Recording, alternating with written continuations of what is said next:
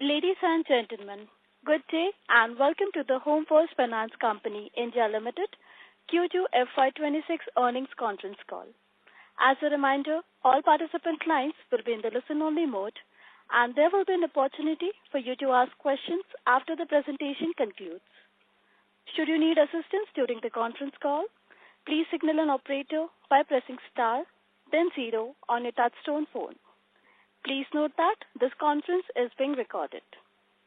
I now hand the conference over to Mr. Sunil Anjana, Head of Treasury and Investors Relations of Home First Finance Company India Limited. Thank you, and over to you, sir.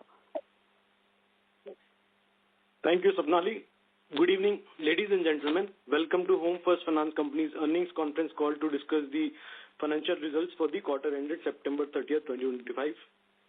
I am Sunil Anjana. I head the Treasury function at Home First, and I have been with the company since 2017. While I continue to lead our Treasury team, I'm excited to now also steer our investor relations efforts. We hope you have had the chance to review our investor presentation and press release, both of which are available on our website and the stock exchanges. As per our practice, we have also uploaded an Excel fact sheet containing historical data on our website for your easy reference. From the management, we have with us today Mr. Manoj Viswanathan, MD and CEO, and Ms. Nutan Gaba Patwari, CFO.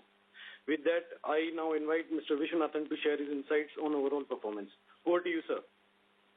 Thank you, Sunil. Congratulations on assuming the additional responsibility of the investor relations role. Looking forward to working with you as we build a best-in-class investor relations function at Home First. Good evening, everyone, and thank you for joining us today. Let me share the Q2 FY26 highlights.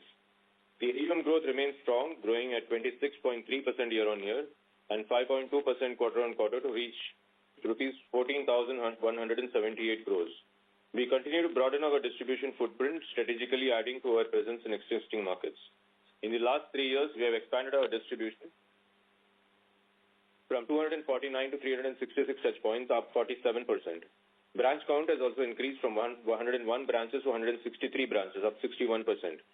Of these 62 new branches, 36 branches were established in our focus states of Gujarat, Maharashtra, Tamil Nadu, AP&T, and Karnataka, and 26 in the emerging and other states. In this quarter, we added 5 branches, with the latest additions comprising 3 in Maharashtra, 1 in Andhra Pradesh, and 1 in Gujarat. We plan to add 4 to 5 new branches in the upcoming quarter.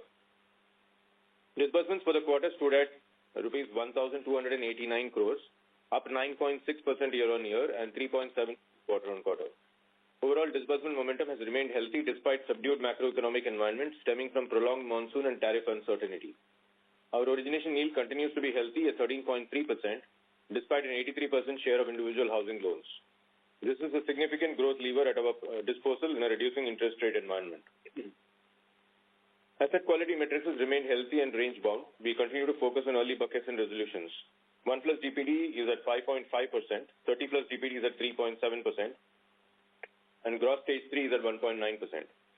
In the previous quarter, we had noted a marginal rise in delinquencies with a more pronounced impact in Surat and Coimbatore-Tirupur. This quarter, Surat has shown signs of recovery, while Coimbatore-Tirupur continue to see some challenges, largely driven by tariff-related impact on businesses. Our credit costs remained at 40 basis points.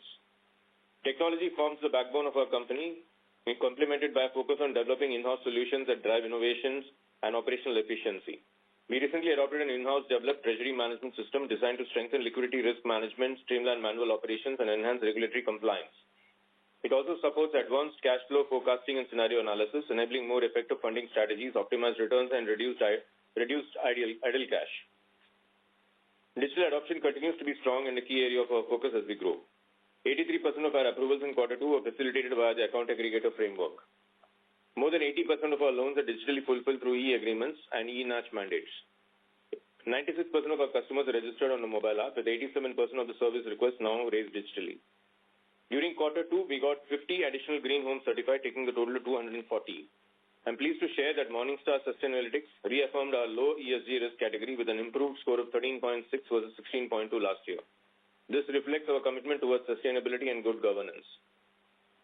PMAY-2 scheme saw further traction. As on date, we have received over 3,500 customer applications. Of these, 38 customers have already received their first tranche of the subsidy, with an additional 53 cases approved, where subsidy will get credited shortly. We expect the scheme to pick up traction with increase in customer awareness and streamlining of the process. As we enter H2, we remain optimistic about our business momentum on the back of improving macro environment, easing interest rate cycle, benign inflationary trajectory, and proactive government and regulatory measures. With that, I now hand it over to Nutan to take you through the financials in more detail. Over to you, Nutan. Thank you, Manoj. Good evening, everyone. Starting with the key financial metrics, total income for the quarter stood at 479 crores, up 28% YOY and 5.2% quarter-on-quarter. With proactive management, we were able to reduce our cost of borrowing, excluding co-lending, by 30 basis points at 8.1%, supporting our ex-co-lending spread of 5.3%. Disbursement yields for the quarter was at 13.3%. Net interest margin for Q2 was 5.4%, up from 5.2% in the previous quarter. Cost to income and in Q2 decreased 220 basis points on a quarter-on-quarter basis. OPEX to assets was at 2.6% for the quarter, in line with our expectations. We expect this ratio to remain range-bound within 2.6 to 2.7% as we focus on growth and expansion. Our profit after tax increased to 132 crores, up 43% year-on-year and 10.9% quarter-on-quarter, with return on assets of 3.8% and return on equity of 13.4%. Our pre-money adjusted ROE for Q2 stands at 16.7%. Moving to provisions and asset quality, credit cost for Q1 stood at 40 basis points. We continue to adopt a conservative approach to provisioning, maintaining a provision overlay above ECL requirements. As of September 25, our total provision coverage is 40.8%. Moving to balance sheet and capital position, our funding profile continues to be well diversified and cost effective, reflecting our prudential financial management. 60% of funding comes from public and private sector banks, 15% from NHB, 19% from assignment and co-lending, and balance from NCDs, ECBs, and NBFC. During period 2, we executed direct assignment transactions of 175 crores. Our disbursements under co-lending business increased by 179% year-on-year and 24% quarter-on-quarter to 97 crores for Q2, taking co-lending book to 508 crores or 3.6% of the total AUM. Co-lending will continue to be an important part of our strategy to strengthen our ability to cater to higher ticket size segments. We aim to take co-lending contribution to 10% of disbursements as we scale. Our cost of borrowing has already reduced by 30 basis points, driven by downward shift in benchmark rates, with incremental borrowing now being secured at even more competitive rates. In the upcoming quarters, we expect further improvement in our cost of borrowing, enabling us to maintain our healthy spreads. Coming to capital adequacy and liquidity, our capital risk-weighted ratio as of September stands at 48.4%, with Tier 1 at 48%. Our net worth stands at 4,014 crores, up 75% year-on-year and 4% quarter-on-quarter. Book value per share as of September is 388. Our strong balance sheet with high capital base underlines our readiness to take on the growth ambitions of the company. With that, we conclude our remarks and are now happy to take your questions. Thank you very much. We will now begin the question and answer session. Anyone who wishes to ask a question may press star and 1 on the touchtone telephone. If you wish to remove yourself from the question queue, you may press star and 2. Participants are requested to use handsets while asking a question. Ladies and gentlemen, we will wait for a moment while the question queue assembles.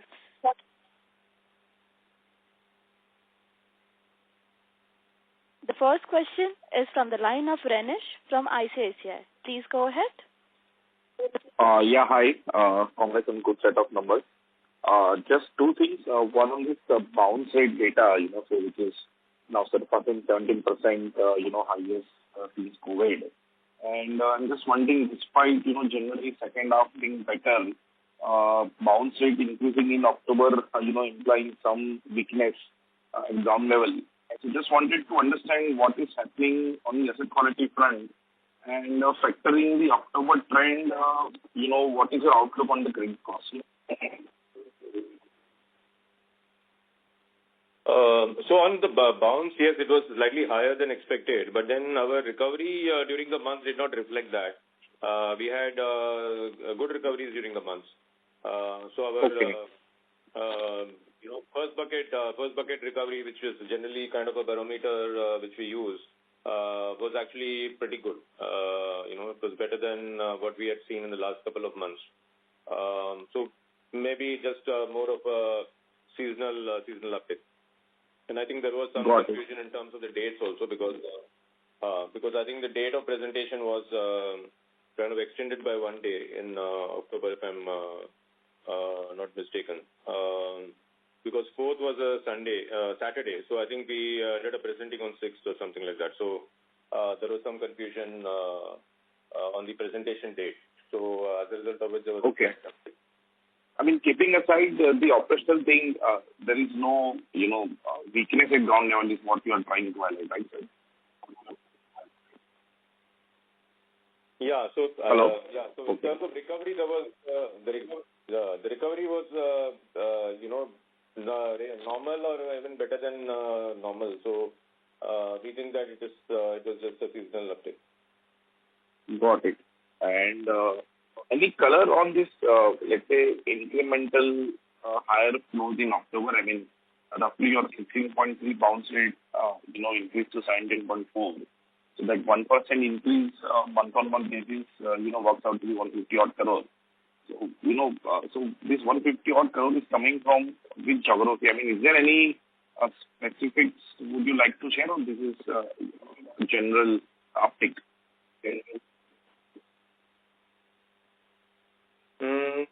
I don't think there was any regional, skew in terms of the bounce rate. It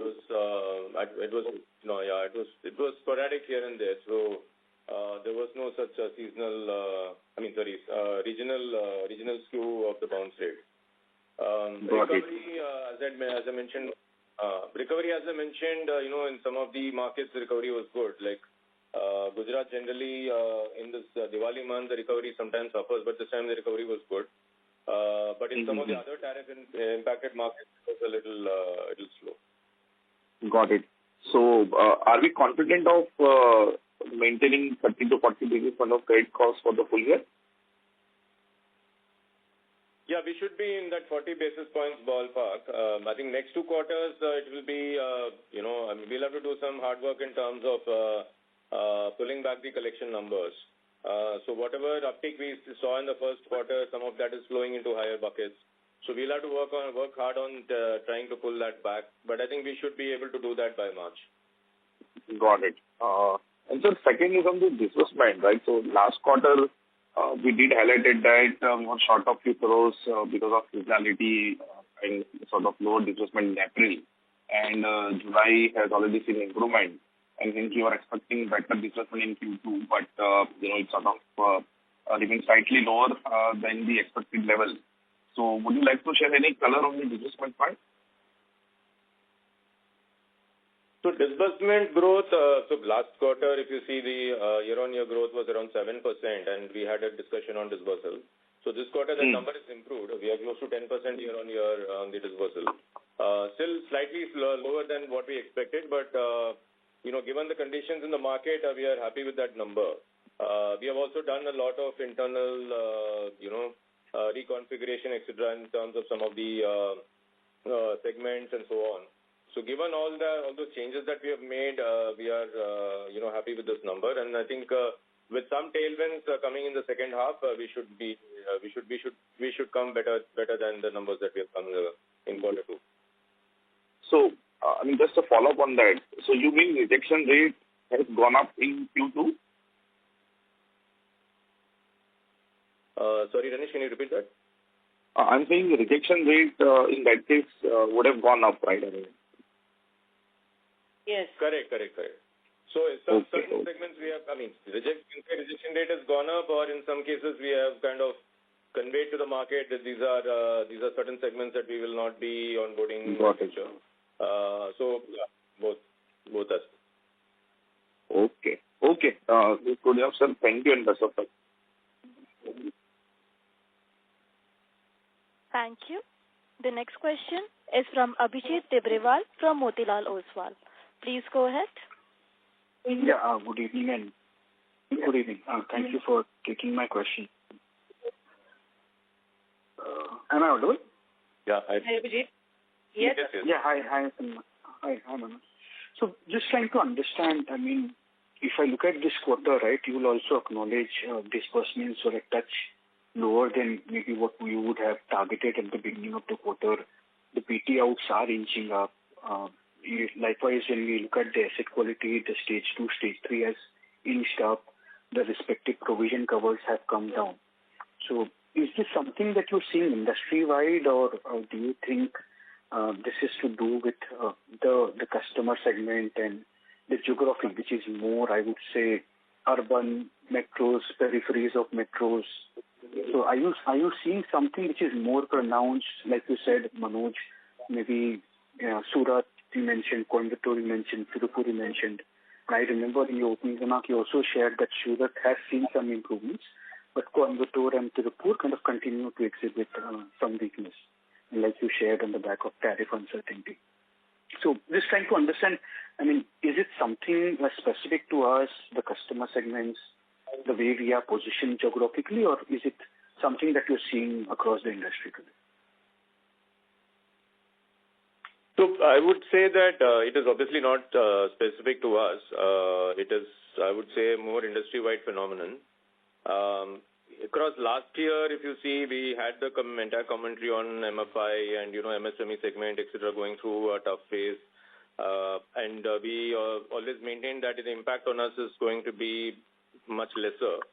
But a little bit of that impact, and last 2 quarters also we said that a little bit of that impact is probably also going to blow over us in the coming quarters. So it's a bit of that which I think is coming through. In a way, we are uniquely placed because we operate more. We are slightly more urban in our in our distribution. We get a larger proportion of our business from urban areas. So to that extent, we are a little more insulated. But then, some of these loans that we have done in some of the smaller places, etc., are getting impacted, especially in the tariff-impacted area. So there is impact of tariff in the leather industry, which is in and around Chennai, and in the textile industry in and around Coimbatore, Tirupur.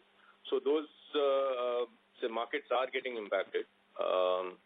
And there is an uptick there in terms of delinquency. But at closer look, we feel that, like I said, we should be able to kind of pull this back in the next 2 quarters. It doesn't look like a very big challenge to us. But yes, it will require maybe 3-4 months of work to pull this back.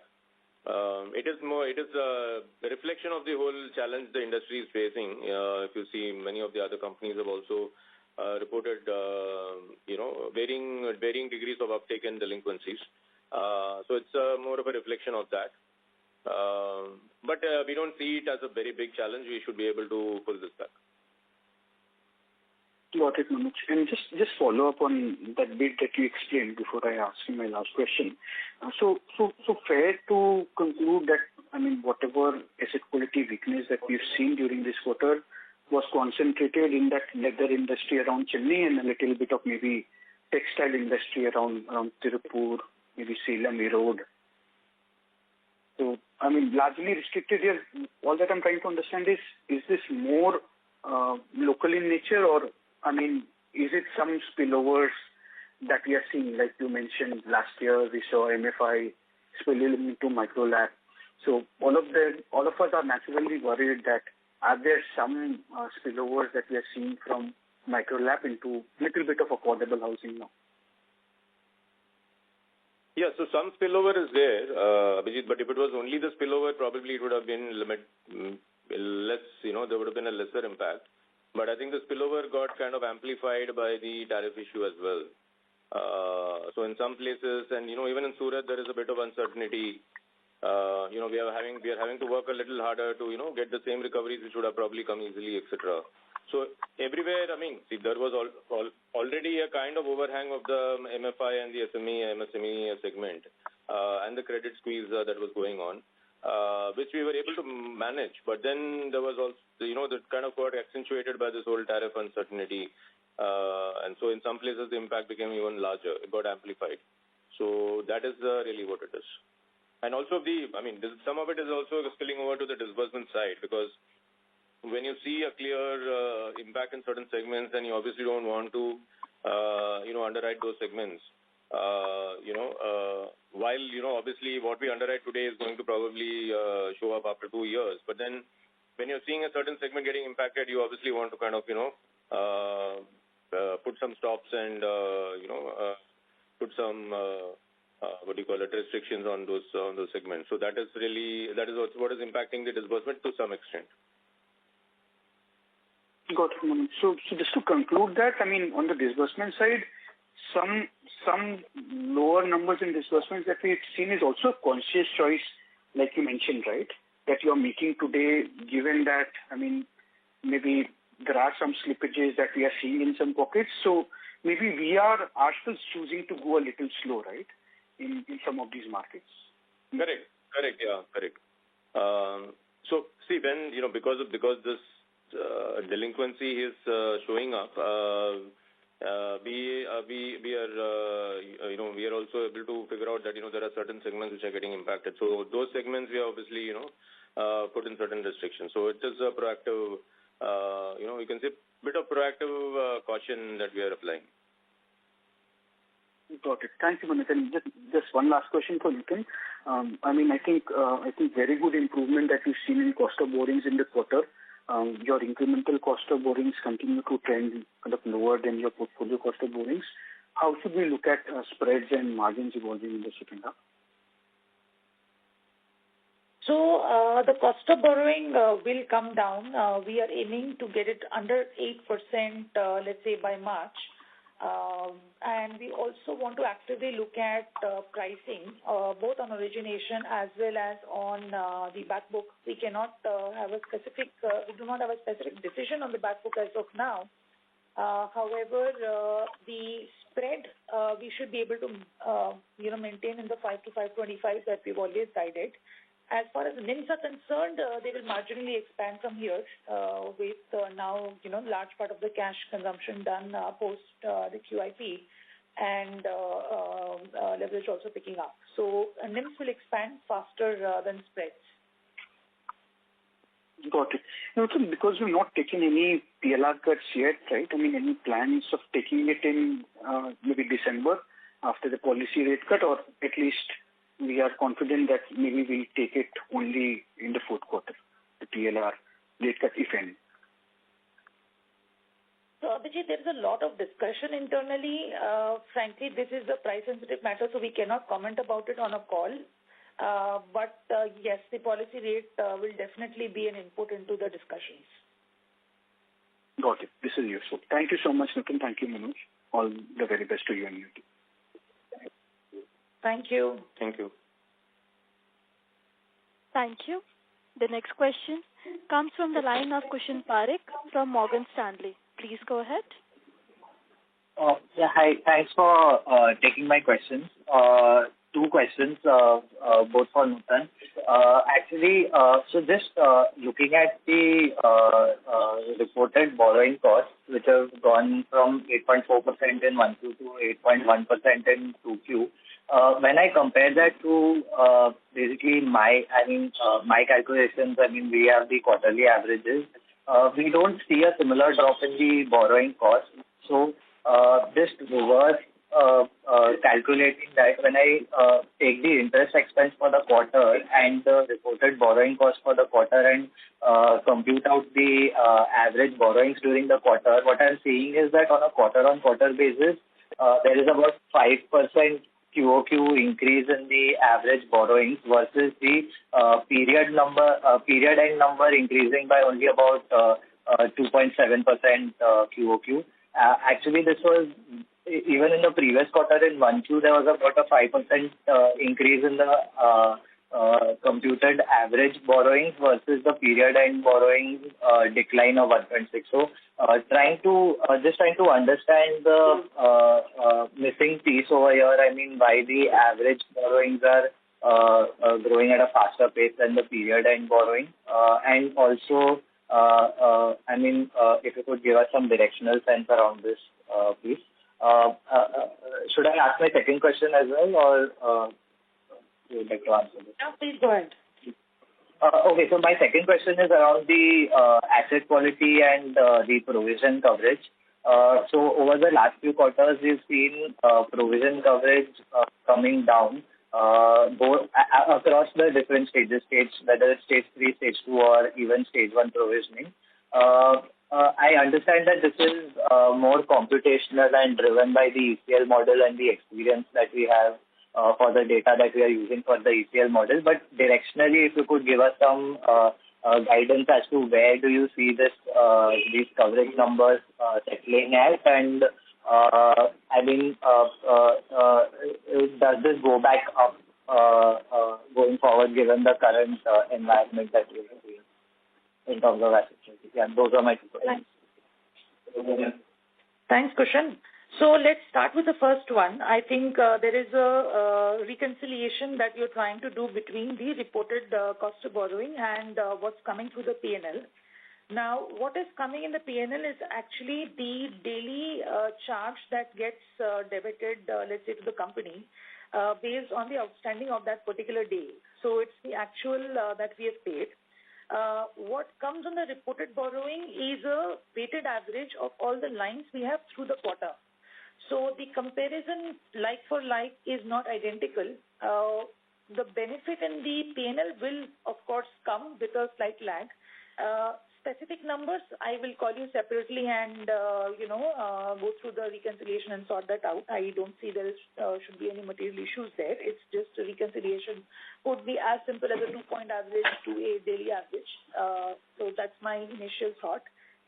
Your second question on asset quality and resultant provision coverage. Yes, the provision coverage we have seen, and this point was discussed last quarter as well.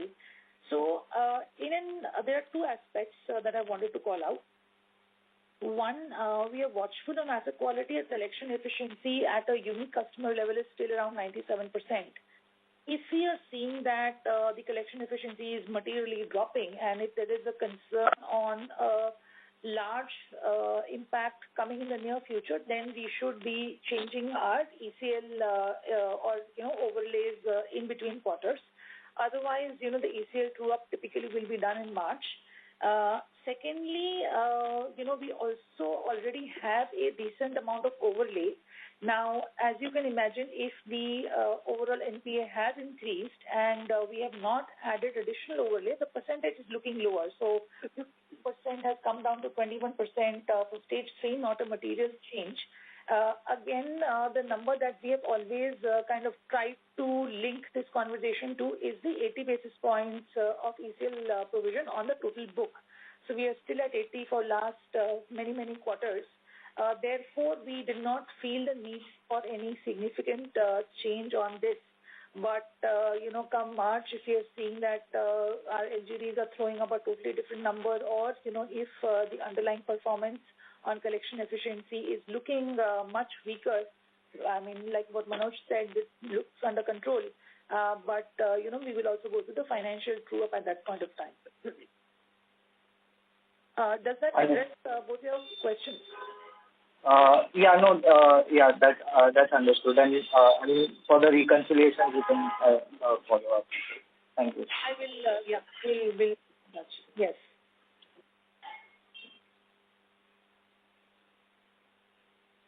Thank you.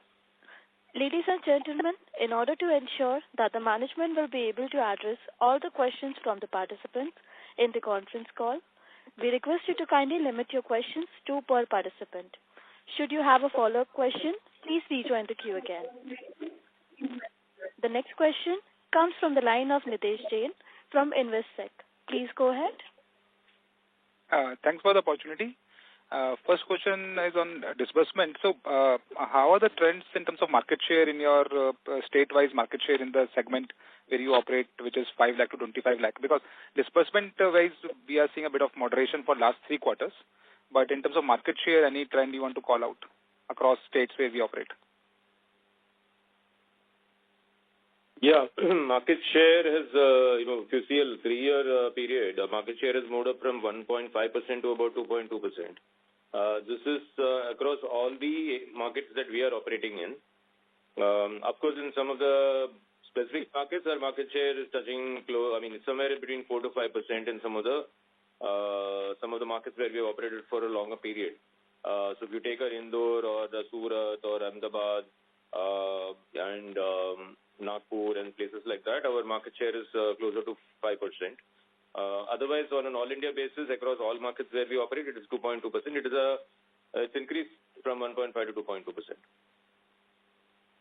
And how are the trends in near term, last 3-4 quarters? Because longer term we have gained market share, but have we also gained market share in last 4 quarters, let's say? Quarter to quarter, So quarter to quarter, actually, the market share improvement will be very, very subtle, very, very, very nominal. Because we also keep adding new markets, so to some extent that kind of pulls down the ratio.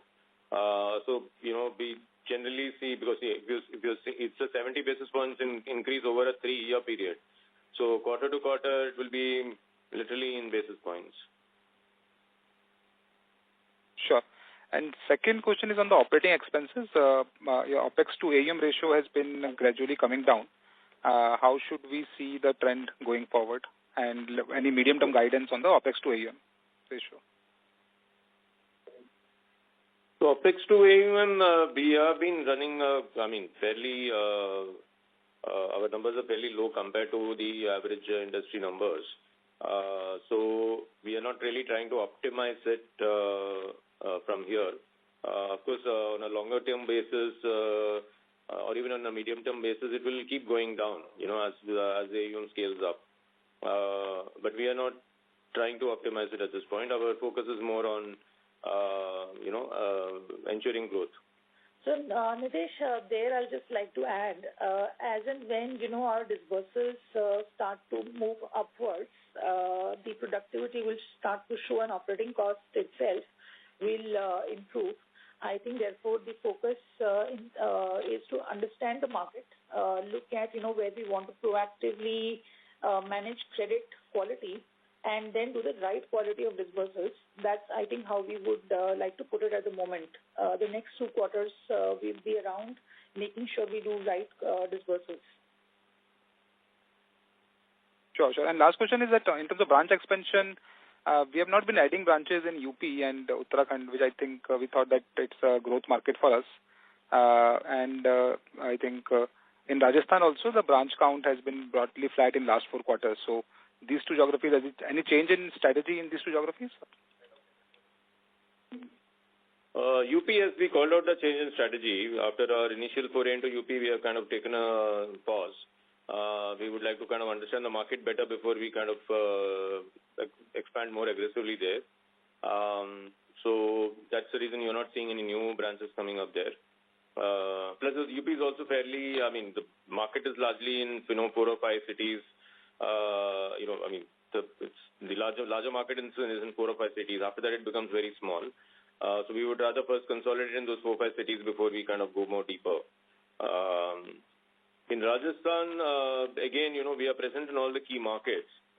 So now our strategy will be to kind of deepen our share in those markets because in Rajasthan, again, if you take the top 10 cities, majority of the business is done in the top 10 cities. So we would, again, try to deepen our presence in those cities before we go any further. Sure. Thank you. That's it from my side. Thank you, Anish. Thank you. The next question comes from the line of Shripal Doshi from Equirus. Please go ahead. Hi, sir. Thank you for giving me the opportunity. My question was pertaining to the geographies that you highlighted, wherein which were the stress source for us in 1Q. Has there been any addition to that list apart from, let's say, Surat, Coimbatore, and Tirupura? So is it because the 1+, 30+, and GS3, all these indicators have deteriorated only?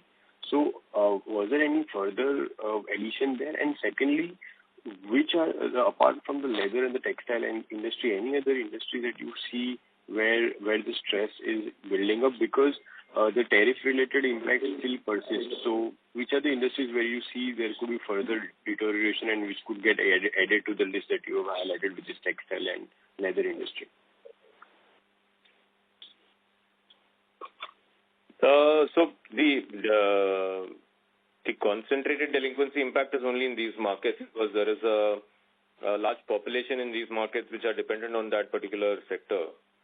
In most of the other places, there is no such concentrated set of customers which are dependent on a particular segment. So which is why we are not seeing seeing such a deep impact in other places. So it's largely these markets. So export-related markets are basically Gujarat, which is Surat, which is the gems and jewelry. Basically diamond exports. There is some amount of gems and jewelry export from Rajasthan as well, but we are not seeing any impact there. And then it is the leather industry, which is outside in the periphery of Chennai.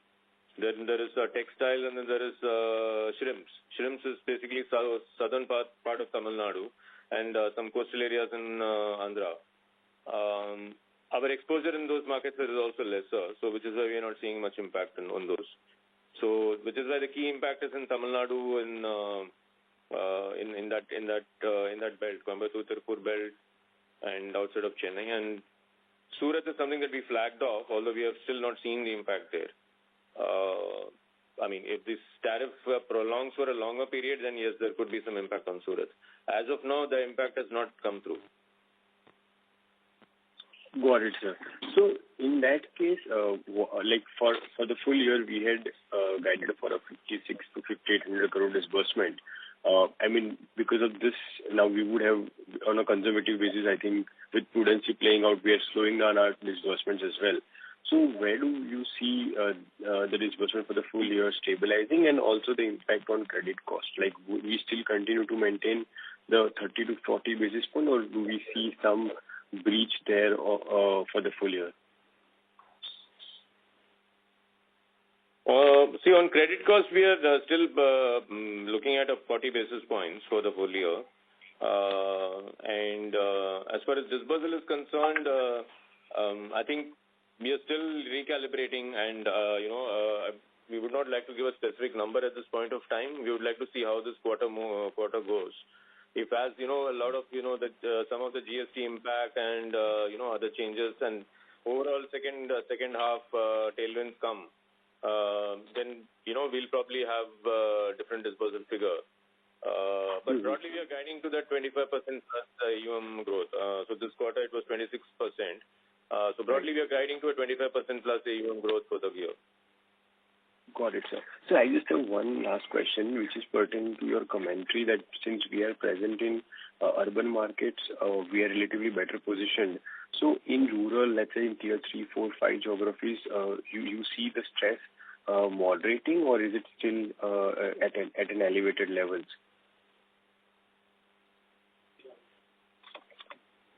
So, we don't have very strong rural presence. It's more of a semi-rural or city periphery kind of a presence that we have. So can't really comment on the rural sector. Okay, sir. Got it. Thank you. And good luck for the next quarter, sir. Thank you. Thank you, Sripal. Thank you. The next question is from the line of Raghav from Ambit Capital. Please go ahead. Hey, hi. Good evening. I just have a couple of questions. So one is, when I look at your bounce rate data that you report, right, the bounce for the whole quarter tends to be about 40 to 70 basis points higher than the number that you report in the first month of the quarter. So since your October 25 bounce rate is at 17.5%, 17.4%, do you expect that this would get closer to 18 for the third quarter? And then a related question is that should this be a worry for the industry, the increase in bounce rates or generally the increase in slippages? That's my first question. No, we are not. We're not like really reading into like a trend like that. First month, yes, last few quarters, the first month was generally lower, and then it inched up. But that's not there is no such pattern as such. So, Manoj, when I look at, say, last 5 quarters, right, the overall quarterly bounce rate was about 40 to 50 basis points higher than the first month bounce rate of that quarter, which is where my question was coming from. Just wanted some clarity there. Yeah, we understand your question. Yeah, understood. Okay. That's one thing. We don't see any such pattern as such that, the first month is kind of a indicator of what is going to come, kind of a thing. Generally in quarter 3, there is a Diwali impact which is unpredictable. So we are hopeful that November and December, the bounce rate should moderate. Okay, sure. Second question is, can you comment on how is your attrition trending? I noticed that your employee count has been stagnant at around 1,700 for last, 4 or 5 quarters. But despite that, the disbursement value and volume per employee is lower than, say, what you had about 2 quarters ago or 3 quarters ago. So is attrition impacting your employee productivity? And if yes, how do you plan to solve for it? That's one question. And then the another related question is that given your NPAs and bounce rates are up and collection efforts have also gone up, how is the team on the ground able to manage between collection and sales? I'm assuming that because of higher collections, the sales efforts would have come down. So do you think that can be a risk to your growth for the year? So attrition has slightly inched up. I mean, we used to be trending at around 30%, but last quarter it was 34%. So it's slightly inched up. But for productivity, the number is basically a derivative of, it's basically the disbursement. So since we have moderated disbursements, the productivity is also looking a bit lower. As far as collection load is concerned, we are basically talking about 50 basis points increase in the overall collection numbers. So that would be effectively 500 to 1,000 customers in the entire country as an incremental collection load. So which means maybe one or 2 loans per employee. So not significant to really change their workload dynamics on the ground. It's not a very significant change. We are talking about a 1-day past due which has moved from about 4.5 to 5.5, which is basically 1%. So 1% on about 130,000 customers is about 1,300 customers. So that is literally only one extra loan per employee to collect. Understood. That was also my side, and congrats on the number. Thank you. Thank you. Thank you. The next question comes from the line of Arvind Ramachandran from Sundaram Alternates. Please go ahead. Thank you so much for the opportunity. Again, the question is on the asset quality side. This collection efficiency data we offer every quarter, I can see compared to FY24, it has dipped by almost 1% for the past several quarters. What is contributing to that? Or was it in FY25, 24 was a bit more optimistic kind of a season, and things are much better there and things are normalizing now. What is happening there on collection efficiency, both on the total collection efficiency and the unique collection efficiency? We have seen that dip compared to FY24, and compared to the last 4 quarters. I'm just trying to get a sense there. And also another question is you also mentioned that rejection rate has moved up. So I'm trying to get a sense of what kind of is it a particular geographies where we talked about the issues are there Coimbatore, Tirupur, Chennai peripheries, or the Surat to some extent. Is it those regions where the rejection rates have gone up, or is it some particular customer cohort which we were offering loans, now we are going out of that particular segment? Yeah. I'll address the second question. I did not gather the first question properly. So as far as the cohorts which we have kind of tempered down is concerned, it's a combination. It's a combination of customer region. Some regional factors are there. Tamil Nadu is one of the one of the locations where we are looking at things. There is bureau score related items. There are property types. So it's a combination of factors where we have. So we have our analytics where we look at various cohorts and we kind of look at the delinquencies, how they are moving, and based on that we have taken some calls of restricting certain cohorts. So it's a combination of all of these factors which I mentioned. So on the first question, I did not question. You were asking for delinquency.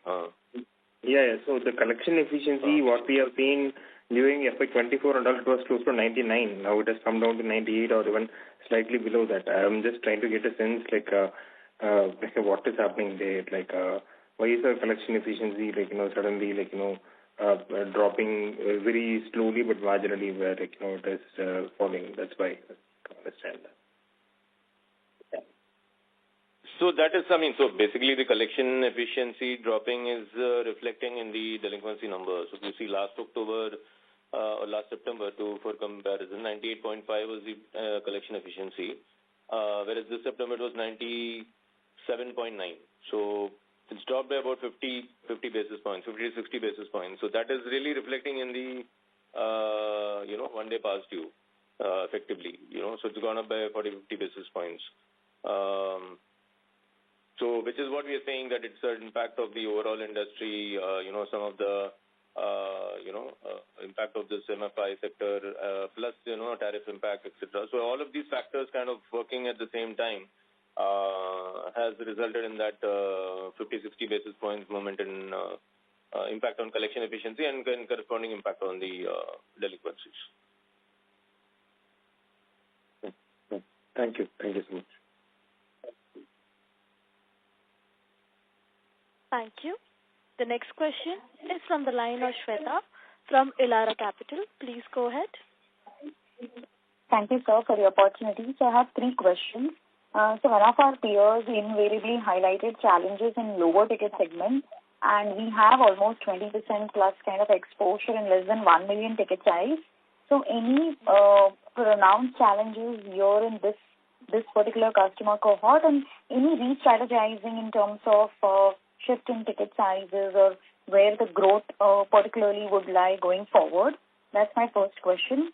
Second, ma'am, did I get it right that the cost of funds, larger part of improvement is there? Of course, we have guided slightly higher net interest margins already, but given the fact that our BT outs have been slightly on the higher side, around 7.6%, so that will give us little lower leg room, right, for aggressive repricing on the yield side, and larger part of cost of funds improvement has come by.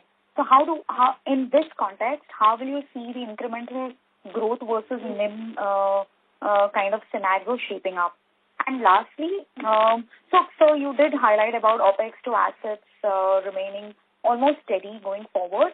And any plans, because considering the kind of architecture and technology we have, any plans there, wherein you can tweak 5 per loan officer per month, so that it helps you enhance your productivity, since you've been very strong, you can easily do that in terms of the whole setup.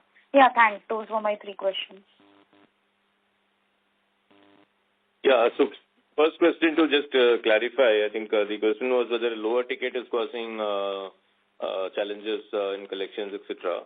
So I can't really we can't really just classify it in very simple terms as lower ticket, but it's probably a combination of factors: ticket size, type of property, type of location, type of bureau score, etc. So combination of some of these things is are the cohorts that we are looking at. Specifically in smaller, lower ticket size, we're not facing a challenge as a whole, in the lower ticket size segment. The second question was, I think, BD out and corresponding impact on the margins. Nothing you want to cover? Sure.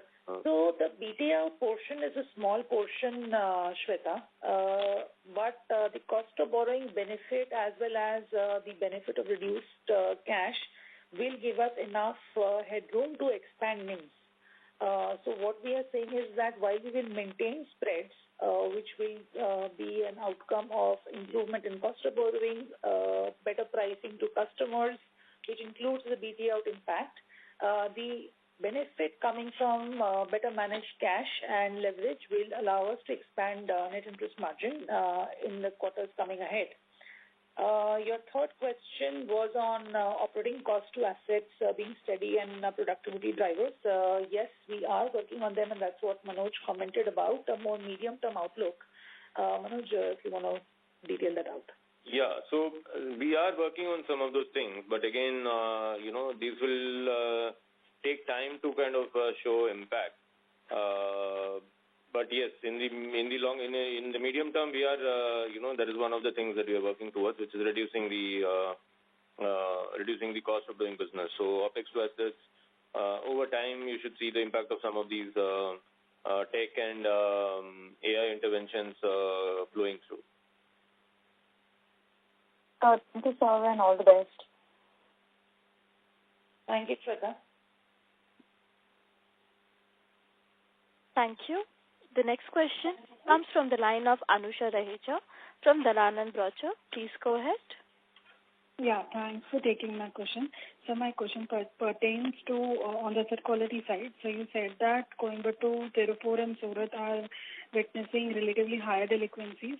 So apart from these states or cities, you feel that other, cities are all, are showing the performance there is satisfactory, or they are showing rising concern?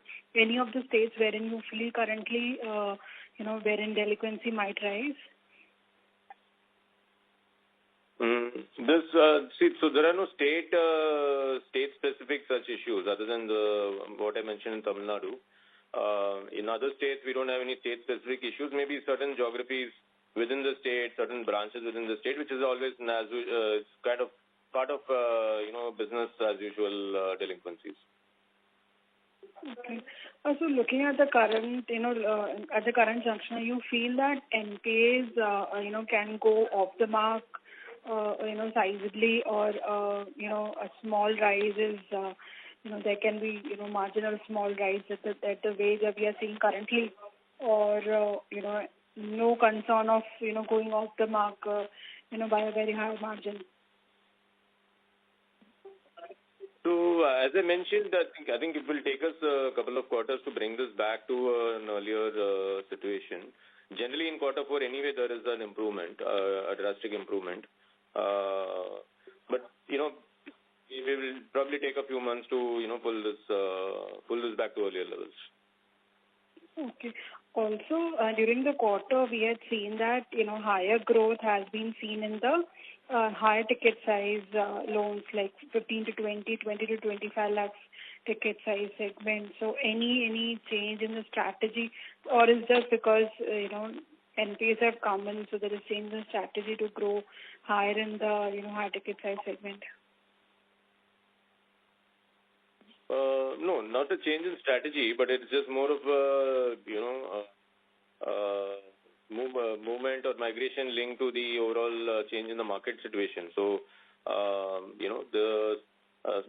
a very small ticket size, the properties are no longer available. There is an inflation as well as overall impact of people's incomes going up. So that is really playing out on the ticket size as well. So, the same type of customers are now going in for larger properties, larger ticket sizes. So what used to be earlier at 10 lakh is now 15 lakh. So that migration is gradually happening. That's all. We are not consciously going after a higher profile customer. It's the same customer whose incomes have gone up over time and who are now aspiring for slightly larger properties. Okay. And just one last thing. So assume that if the asset quality performance, is satisfactory or it improves, then, previous growth rates that we have seen in the AUM, you can retrace back to those levels.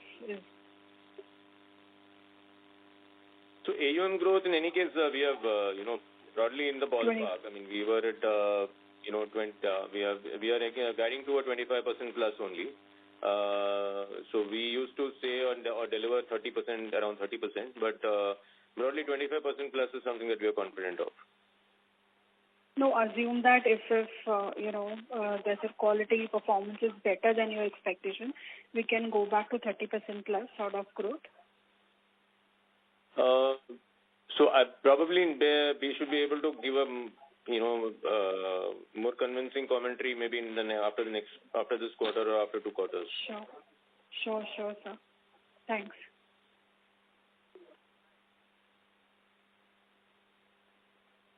Thank you. The next question is from the line of Siraj Khan from Ascendancy Capital. Please go ahead. Hello. Thank you for taking my question. A good set of numbers, sir. A few statistics before I ask my question. What is the individual housing loan portfolio as on September? 83%. 83%.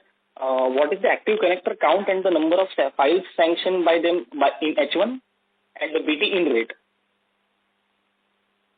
BT in is negligible under 1%. Active connector is 3657.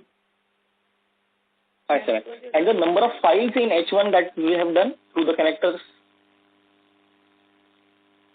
So about 80% of the business comes through connectors. So that number is given here in page number... Around 9,000 files. Yeah, page number 13 of the presentation deck. Okay. So about 77% of the business comes through connectors. Yeah. Understood. Thank you very much. Now coming to the questions. Firstly, what I wanted to understand was with respect to the cost of borrowing and the benefit that we have seen 30 basis. This is largely because of the movement in the rates that we have received from our borrowing mix, or is there a part of it from our credit rating upgrade also? And how much of additional benefit over and above the the general repricing in our borrowing through our different lines? How much more benefits are we supposed to receive with respect to the credit rating upgrade? Sorry, can you say that again? I didn't follow your question. So we got a credit rating upgrade. So how much of the 30 basis is it entirely purely because of the repricing of our borrowing, borrowing side, or is there an element of the credit rating upgrade in that? And how much more of a benefit of the credit rating upgrade will we get going forward? What is like a 10, 15, 20 basis more? Is it available on the cards purely because of the credit rating upgrade?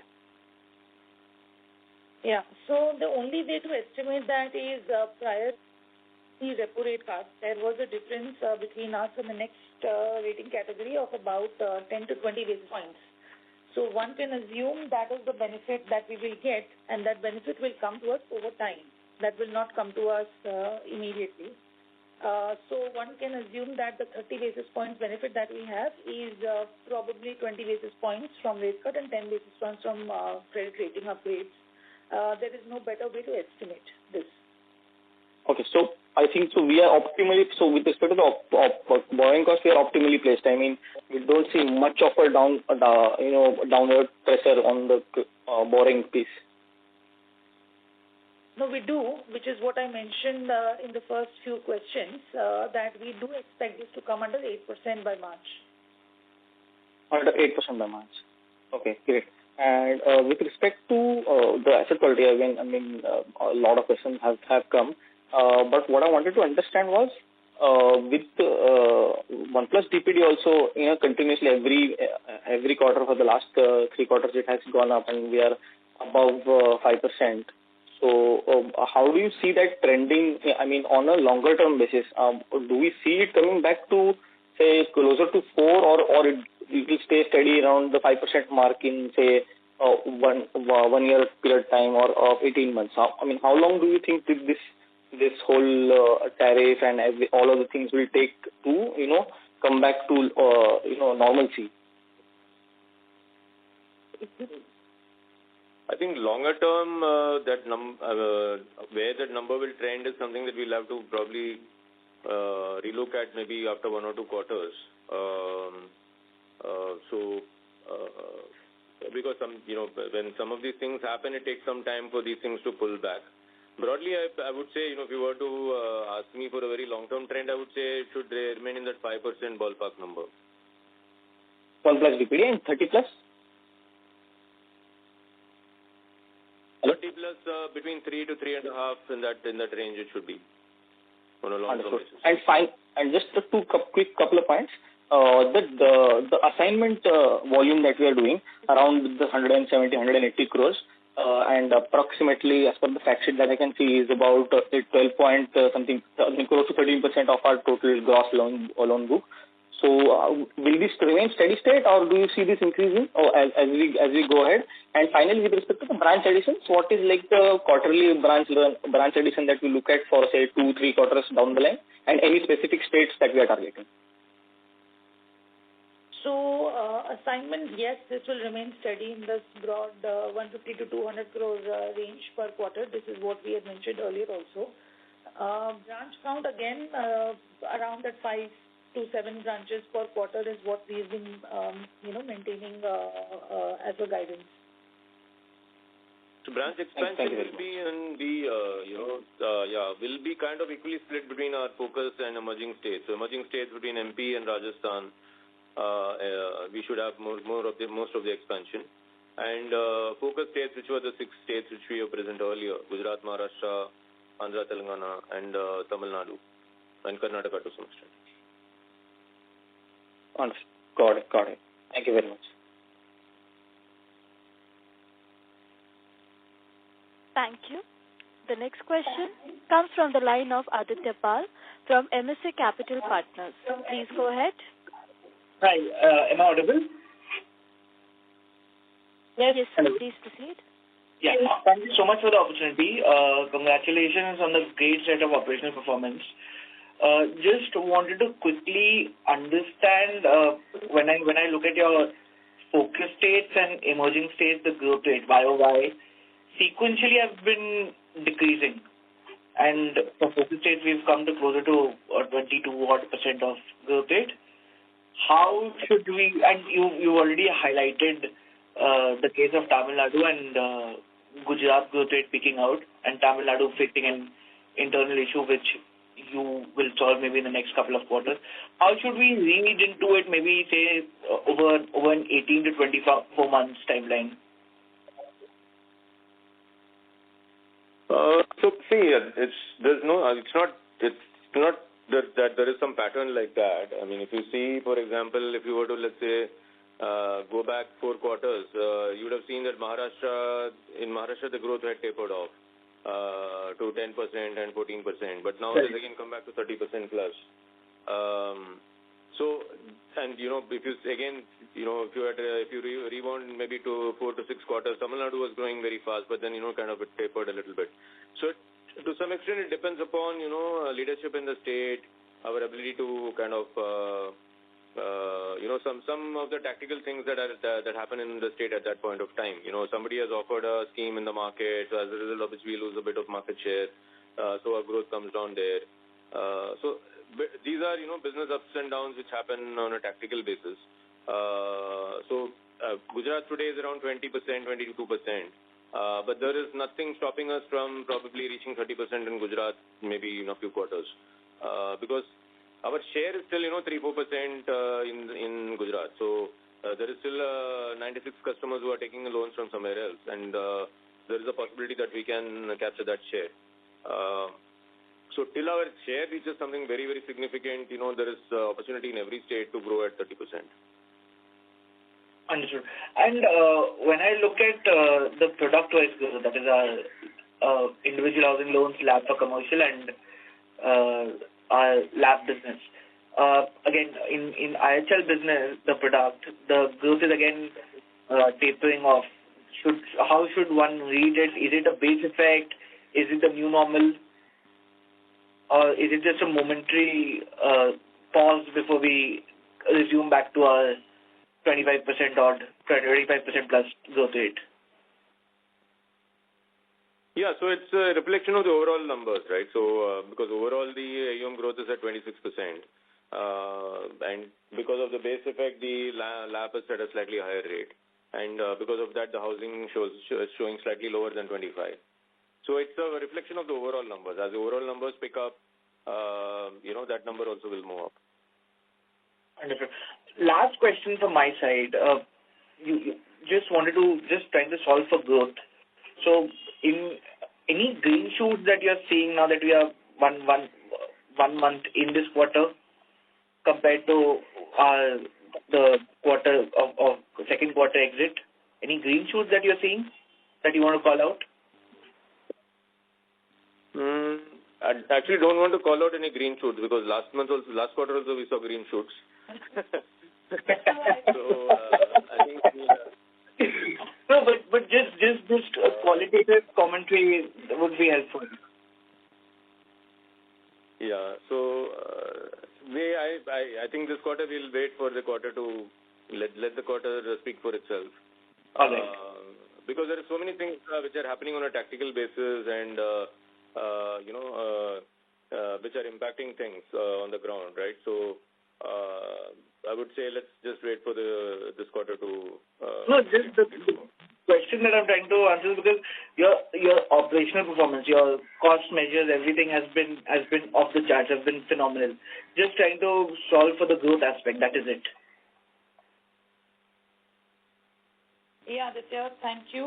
You know what, on the macro side, there is a lot of positives. So, there's GST, there's early news of the tariff coming to a closure.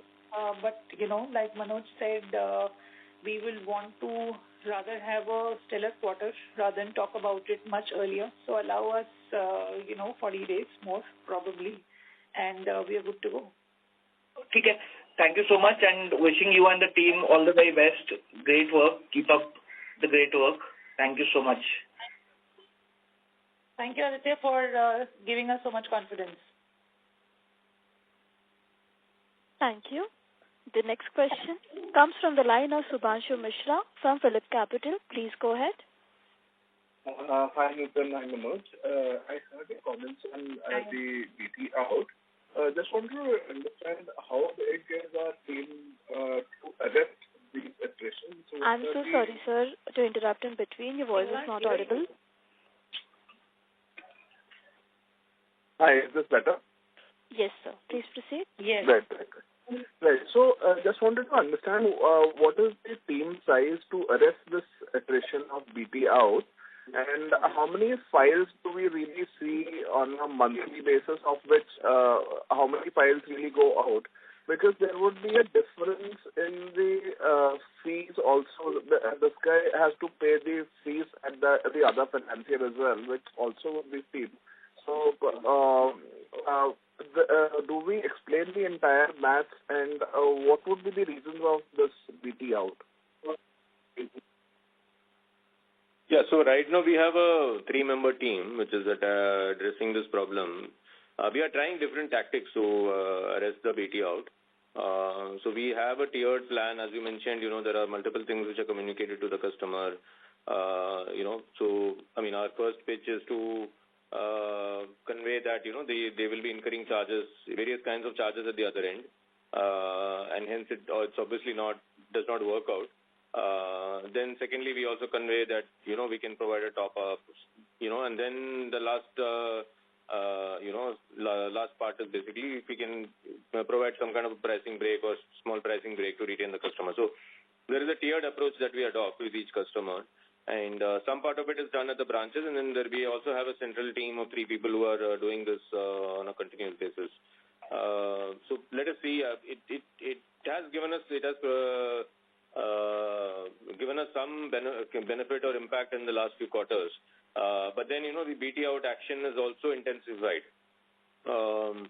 So earlier the BT outs were largely to the nationalized banks or larger banks. But of late, there are a lot of our own peers who are very aggressively doing BTs. So that is also intensified. And but we are still able to protect to some extent. And we are also stepping up the activity at our end. And so hopefully in coming quarters we should be able to see some impact. So how many files are we seeing for this BT out right now, and how many really customers really take the leap of faith of going out on a monthly basis? See, right now I would say, it's difficult to put a, it's not a very clear funnel in that sense, because the customers, there are many customers who approach us for account statements. Some of them end up doing a balance transfer. So I would say from the time we know that there is actual balance transfer, I would say our hit rate is probably, maybe 20-25% at this point. So since stay back and 75% of the guys will take that type of paper going to Yeah, I'm saying 75% of them are go ahead with the balance transfer, 25% we are able to retain. Hello? Yeah, so what I was saying is 75% go ahead with the balance transfer and 25% we are able to retain.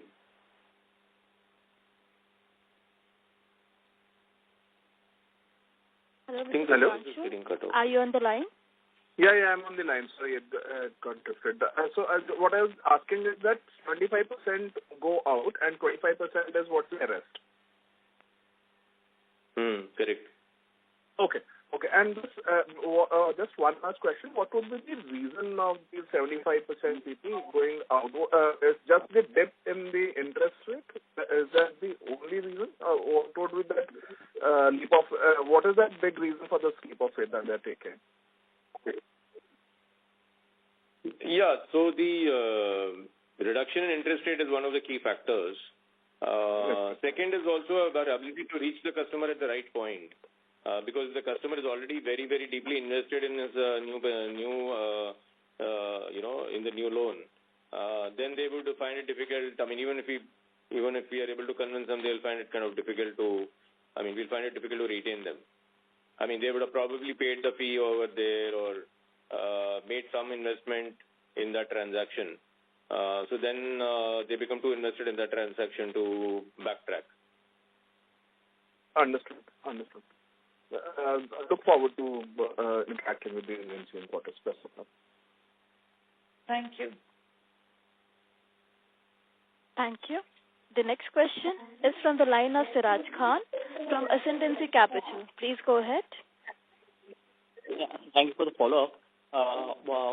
With respect to the quarterly run rate, I mean, we have been since the March quarter, we have been around the 400 to 450 crore per month run rate.